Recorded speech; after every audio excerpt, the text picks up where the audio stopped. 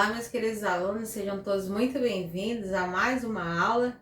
Como vocês já sabem, eu sou a professora Diane Marques, professora de Ciências do Ensino Fundamental 2, e sejam todos bem-vindos a mais uma aula de Ciências. E vamos para o nosso momento de reflexão, momento esse que a gente faz sempre antes da nossa aula. A professora hoje trouxe uma frase para vocês que diz bem assim: Deus também usa as dores para nos ensinar lições extraordinárias. Muitas das vezes, durante a nossa vida, a gente passa por dores, passamos por lutas, passamos muitas das vezes por momentos tristes e não conseguimos entender a explicação.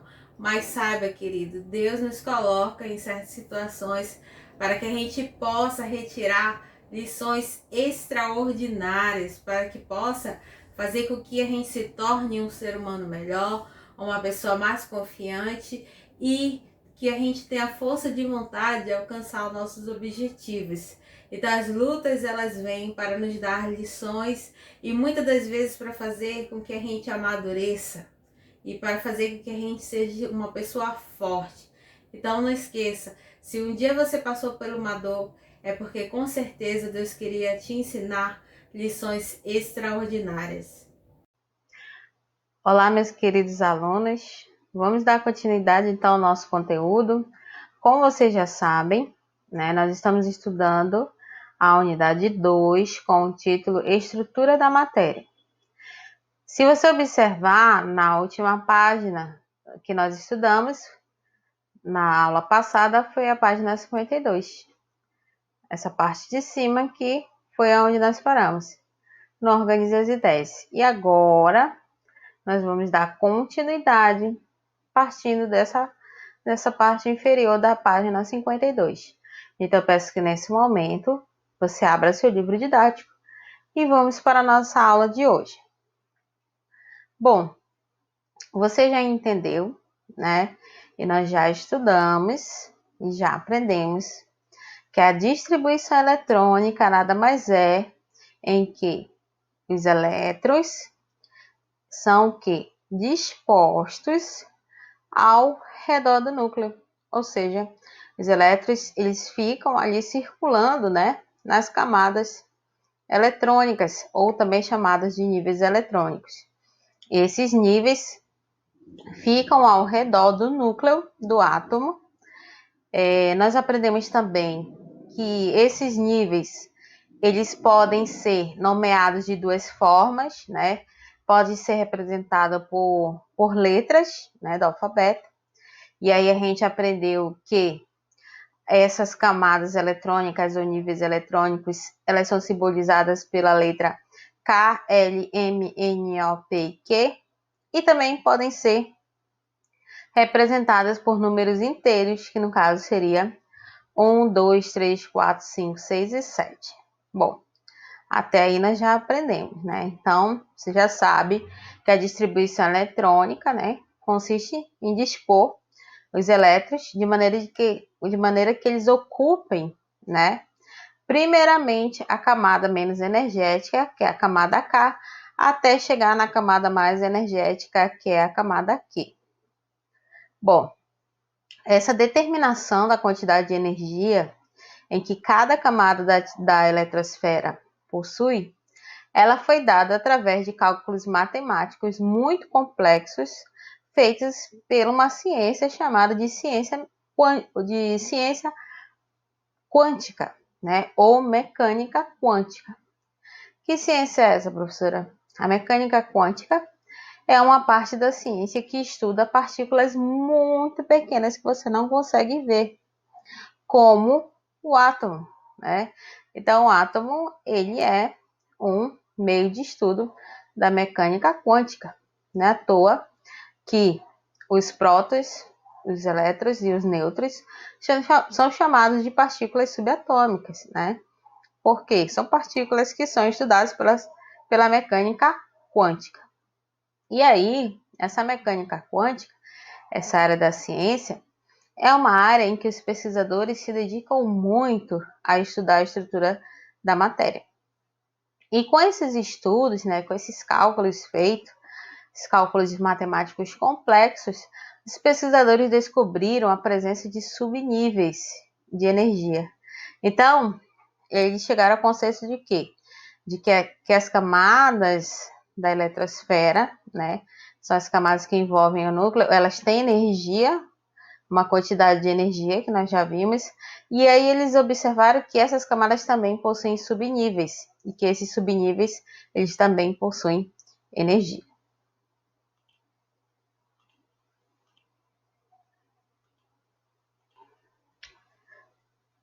E aí eles identificaram esses subníveis também por letras minúsculas. Então, não esqueçam, as camadas são simbolizadas por letra maiúscula e os subníveis por letras minúsculas. E aí eles chegaram ao seguinte consenso, que os subníveis encontrados deveriam ser representados por letras minúsculas, então foram criados subníveis S, P, D, F, G, H e I. E aí, por exemplo, todas as vezes que a gente estiver falando da camada K, a gente já sabe que ela pertence ao nível 1. A camada K pertence ao nível 1, e essa camada K, ela possui um subnível que é o S. A camada L, que é também nível 2, ela também possui subníveis que é o S e o P. E assim sucessivamente. Então, as camadas, elas sempre vão apresentar subníveis, né? E esse subnível sempre vai ser do menor para o maior, né? Então, vamos observar aqui os subníveis representando o número, né, de elétrons localizados em cada camada. Então, aqui, você tem a camada K. Essa camada K, ela possui um subnível S.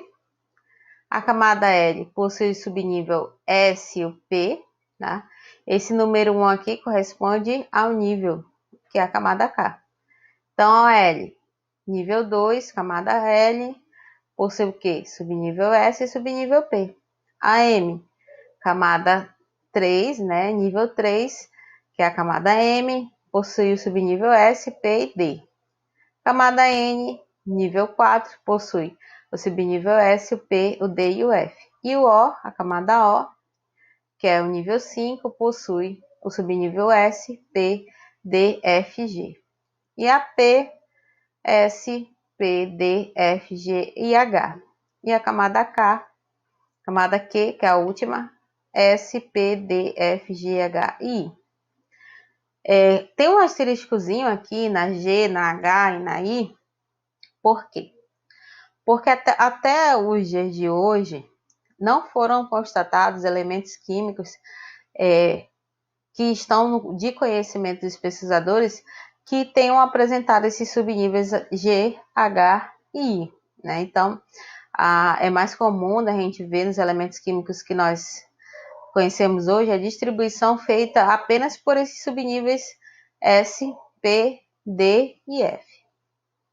Então, um estudo mais detalhado da energia dos elétrons determinou que os níveis de um mesmo nível e subníveis de um mesmo nível apresentam energias diferentes.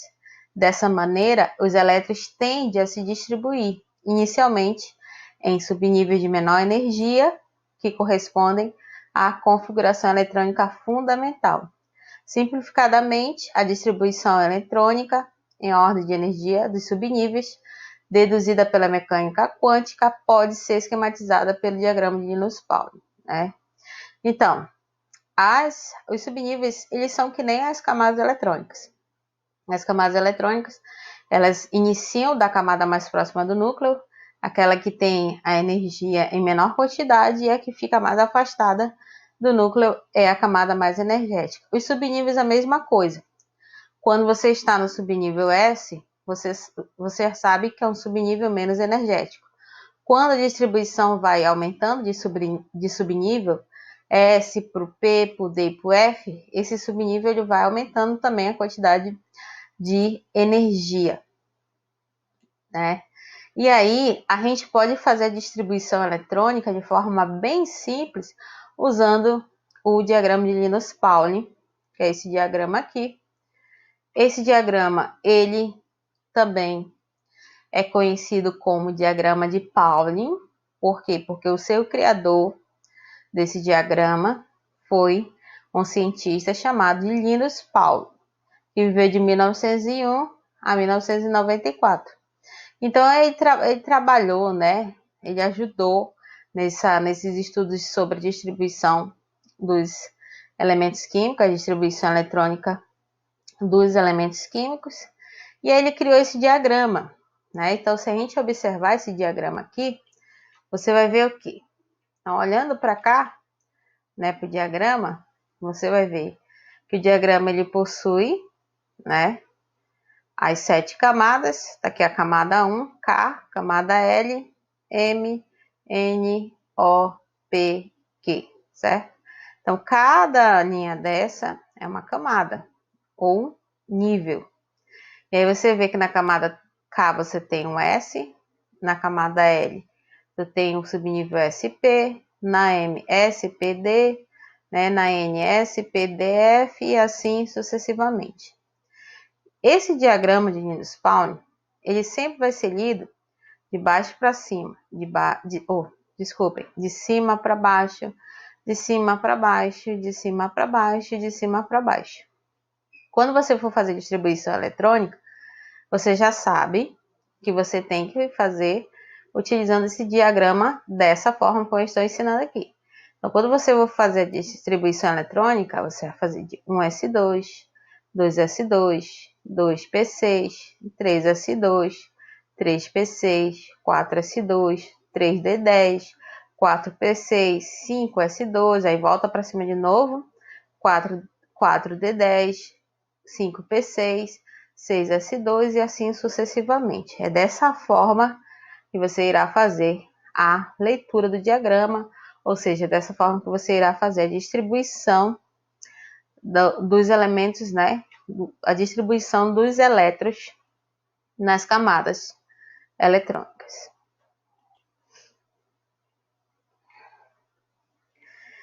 Então, a gente tem que distribuir, né, os elétrons a partir desse diagrama que eu acabei de ensinar para os senhores, chamado de diagrama de Linus Pauling, né?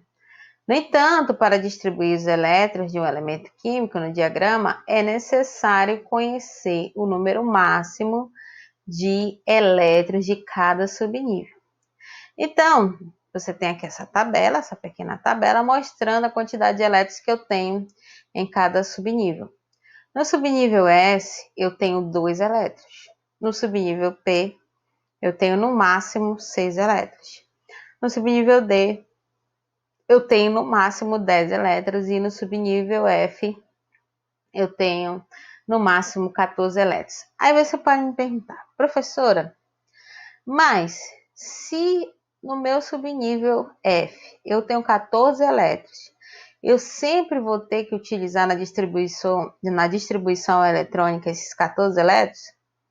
Não, se não for necessário, não precisa utilizar. Por exemplo, você está lá fazendo uma distribuição eletrônica e você precisa só de 10 elétrons. Aí você coloca só os 10 que você precisar, tá?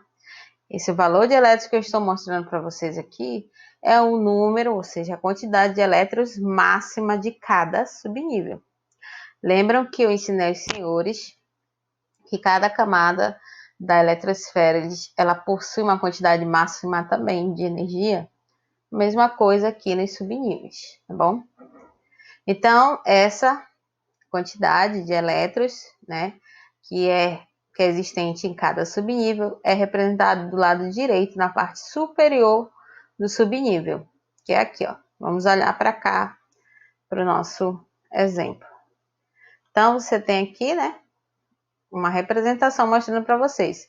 Então, quando você vê lá no diagrama 1S2, 2S2, 2P6, você já sabe que eu estou falando o quê? Vamos supor que está lá 1S2. Eu estou falando o quê? Que a camada é a K, ou também posso falar que é nível 1, que é a mesma coisa. Camada K e nível 1 é a mesma coisa. Então, você pode dizer, eu estou na camada K. Na camada K eu tenho o subnível S. E nesse subnível S eu tenho 2 elétrons. Então, toda vez que você vê na distribuição eletrônica essa simbologia, você já sabe. Esse número inteiro na frente representa o nível que está, ou a camada. Esse S é o subnível e esse elétron, esse expoente, né? Esse númerozinho que está como um expoente aí no S, é a quantidade de elétrons existentes ali naquele subnível. E aí, para que você aprenda mais, eu vou pedir que você vá lá no seu material de apoio e que você construa o seu diagrama de Linus Pauling, tá bom? Conforme a gente está vendo aqui na nossa aula, você vai lá e vai construir esse diagrama, tá bom? Que está no seu material de apoio. Você vai só completar. O diagrama ele já está todo estruturado lá, você vai apenas preencher, certo? Então, assim, ao verificar o número de elétrons de determinado elemento químico, basta distribuí-los em ordem crescente de energia nos subníveis dados pela sequência de setas no diagrama. Então, se você tem um elemento químico lá, vamos pegar o exemplo aqui do cálcio. O cálcio, qual é o número atômico dele? Lembrando, letra Z maiúscula representa o quê? A letra Z maiúscula, número atômico, que quer dizer que é a mesma coisa que prótons. Então, o cálcio, o número atômico dele é 20. Ou você pode dizer que o número de prótons nele é 20 e automaticamente vai ter quantos elétrons? De 20 elétrons. Então, vamos distribuir aí então esses 20 elétrons, né, ao redor do núcleo. Como que a gente vai fazer essa distribuição eletrônica? Usando o diagrama de Linus Pauling, como a professora ensinou para vocês. De cima para baixo, de cima para baixo, de cima para baixo, de cima para baixo. E aí você começa a fazer a distribuição, ó, que nem está aqui no exemplo, até atingir a quantidade de 20, que é a quantidade do número atômico do cálcio. Então, vamos começar a fazer o exemplo, né? Então, pegando o diagrama aqui, a gente tem de exemplo, a gente começa a escrever a distribuição eletrônica. Então, a gente escreve um S2, 2S2, 2P6, 3S2, 3P6, 4S2. Então, você vai escrevendo. Quando você observar que pela soma aqui, ó, do expoente do subnível, né? Quando você somar a quantidade de elétrons que está aqui, ó, como expoente no subnível, e der a quantidade 20, que é o número atômico do cálcio, aí você para de fazer a distribuição, porque você já terminou. Se você for fazer a contagem aqui do expoente, você vai ver o quê? Que aqui vai dar 20, certo? 6 mais 6, 12. Com mais 2, 14. Com mais 2, 16. Com mais 2, 18. Com mais 2, 20. Então, se a gente fazer a soma aqui, ó, dos expoentes do subnível, a gente vai ver que a gente já atingiu os 20 elétrons distribuídos ali, né? Então, a gente para aí. A gente não precisa levar mais adiante a distribuição eletrônica, porque o número atômico do cálcio diz que esse elemento químico só tem 20 elétrons para ser distribuído e o número atômico dele é 20. Aí vamos aqui para o exemplo do bromo, né? Vamos fazer então a distribuição eletrônica do bromo. Então, o bromo, o número atômico dele é 35, então automaticamente nós sabemos que ele tem 35 elétrons. Vamos fazer então a distribuição eletrônica do bromo usando o diagrama de Linus Pauling. Lembrando que sempre você vai ler de cima para baixo, de cima para baixo, de cima para baixo, de cima para baixo. Aí você começa a escrever, né? Começa a fazer a distribuição eletrônica lá. Aí você escreve um S2, 2S2, 2P6, 3S2, 3P6, 4S2, 3D10 e 4P5. Oh, professora, a senhora errou aqui no último. A senhora escreveu 4P5. Mas por que eu escrevi 4P5? Hein? Quem sabe me responder? Bom, a professora escreveu 4P5 por quê? Porque se você fizer a contagem aqui dos elétrons, você vai ver que vai dar 35. Se eu colocar 4p6, eu vou exceder a quantidade, eu vou estar distribuindo 36 elétrons. E 36 elétrons não é a quantidade de número atômico do bromo. Então, o que eu faço? Em vez de eu colocar 6, eu coloco 5, sem problema nenhum. Então, você só vai usar a quantidade de elétrons que for necessário para fazer a distribuição eletrônica.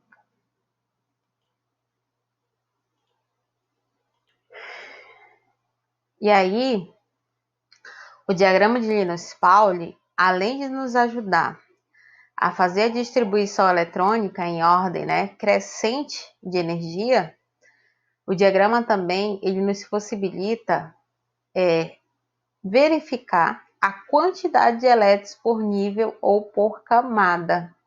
Vamos ver aqui o exemplo então. Você viu que na página anterior, nós vimos a distribuição eletrônica do bromo, né? Que é essa que tem aqui no exemplo. Então, nós fizemos a distribuição eletrônica do bromo, que tinha 35 elétrons, e foi dessa forma aqui que a gente viu lá, que a gente fez a distribuição.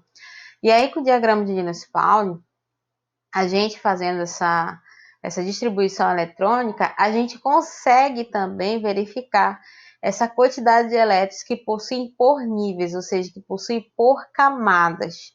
Então, a gente pega aqui, né? Observando aqui a distribuição eletrônica, a gente divide. O que é 1 vem para a camada K, o que é 2, nível 2 vem para a camada L, o que é 3, olha só, o que é 3 vem para a camada M, que pertence ao nível 3, e o que é 4 aqui vem para cá, para a camada N, que é o nível 4. E aí a gente consegue perceber que nessa distribuição eletrônica nós usamos quantos níveis, quantas camadas da eletrosfera? Nós distribuímos os elétrons nesse elemento químico bromo. Nós utilizamos 4 camadas, K, L, M e N. E aí, se você observar, você vai ver que cada camada dessa possui uma quantidade de elétrons, né? A camada K possui aqui 2 elétrons, a camada L 8 e assim sucessivamente. Então, com isso, a gente pode concluir o quê? Né? Que os elétrons no estado fundamental, eles são distribuídos em níveis de energia, ou seja, em 4 camadas, né, da eletrosfera, e que aqui, ó, na camada N, que é a última camada, ou seja, na camada de valência, eu vou ter quantos elétrons? Eu vou ter 7, porque 5 mais 2 é 7.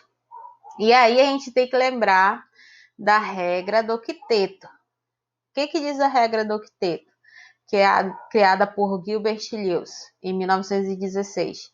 Diz o quê? A regra do octeto diz que na camada de valência, ou seja, na última camada, só é possível ter 8 elétrons. A regra é clara, queridos. Regra do octeto, 8.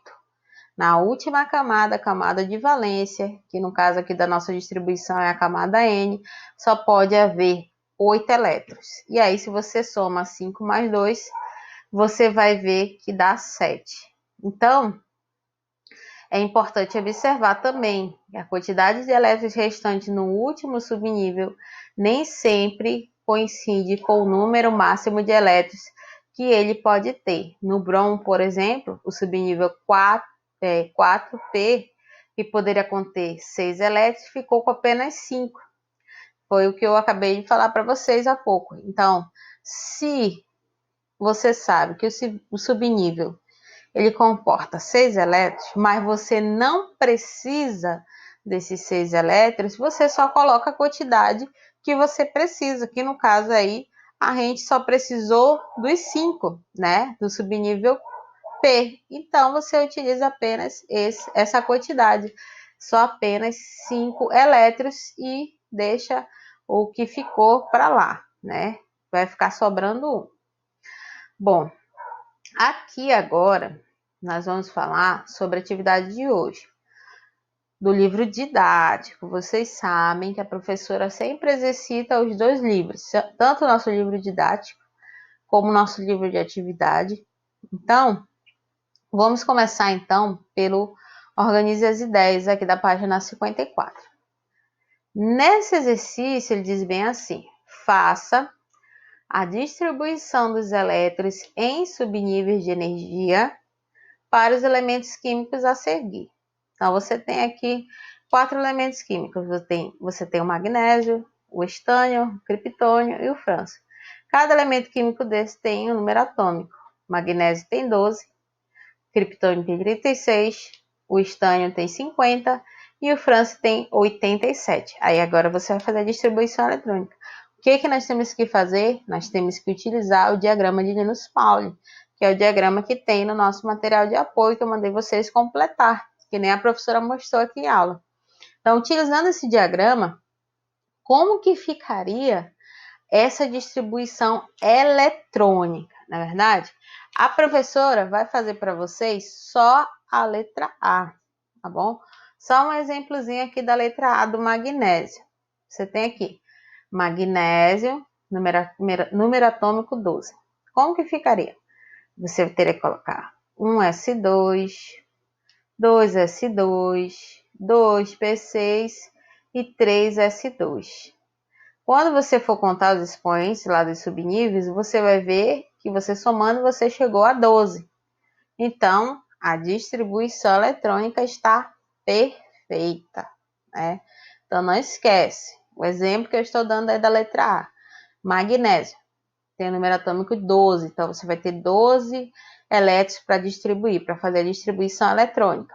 Aí, você vai colocar lá 1s2, 2s2, 2p6 e 3s2. Depois você faz a contagem, vê se bateu os 12 elétrons. Se bateu, então está correto. Certo, meus queridos? E é isso. Essa é a atividade, nosso livro de atividade de hoje. Vamos agora para o nosso livro de atividade do aluno, tá? Vamos ver aqui, então, quais são as atividades de hoje do livro de atividade do aluno.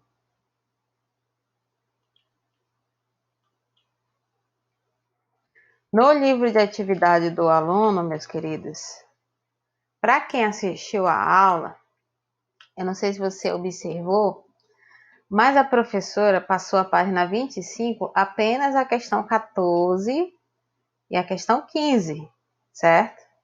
A professora não passou a questão 16. Então, hoje, você vai fazer a questão 16 da página 25. Depois, você vai passar